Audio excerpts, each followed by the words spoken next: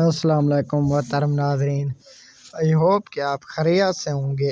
آج ہم آپ کو ایک اور دلچسپ واقعہ سنانے والے ہیں، یا کہیں کہ ایک عجیب و غریب واقعہ سنانے والے ہیں جس کے بارے میں آپ نے پہلے کہیں بھی نہیں سنا ہوگا۔ آئیے ہم واقعہ کی طرف چلتے ہیں۔ ایک گاؤں میں مریم نام کی ایک لڑکی رہا کرتی تھی۔ وہ بہت ہی خوبصورت تھی اور ہمیشہ دوسرے لوگوں کی مدد کرتی تھی، اور اس کا دل دوسرے لوگوں کے لیے بالکل خاص تھا۔ لیکن گاؤں میں ایک دن عجیب بات ہوئی کہ مریم کے والد صاحب جب کھیت میں کام کر رہے تھے اور جب وہ کھیت سے واپس آ رہے تھے تو انہیں راستے میں ایک کتا مل جاتا ہے، اور وہ کتا ان کو بہت ہی زیادہ پسند آتا ہے، اور اس کی معصومیت دیکھ کر یہ اسے اپنے گھر گاؤں کی طرف لے جاتا ہے، اسے اپنے گھر لے جاتا ہے۔ اور مریم اس کتے کو دیکھتی ہے اور اس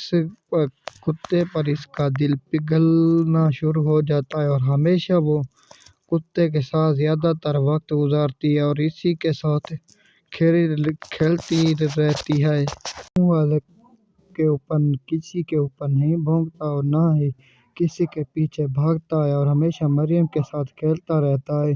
یہ سب دیکھ کر اس کے گاؤں والے بہت ہی حیران ہوتے ہیں کہ ایک کتا مریم کے ساتھ اس طرح دل لگاؤ ہو چکا ہے۔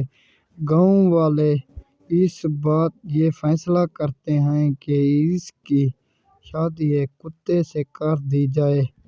لیکن مریم نے اس بات کو بہت ہی افسوس محسوس کیا کہ وہ ایک کتے کے ساتھ پوری زندگی کیسے رہ سکتی ہے۔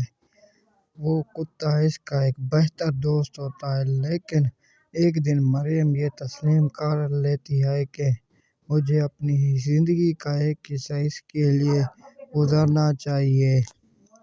لیکن محبت ایک مختلف نظریہ ہے جو کہ دوستی اور دیکھ بھال پر مبنی ہوتی ہے۔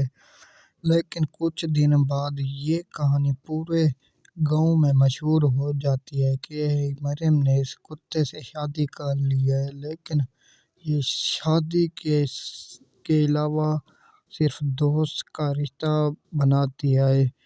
یہ محبت کا مطلب یہ نہیں ہوتا کہ کسی کے ساتھ رشتہ بنایا جائے، بلکہ اس کی عزت اور اس کے ساتھ احسان سلوک کیا جائے۔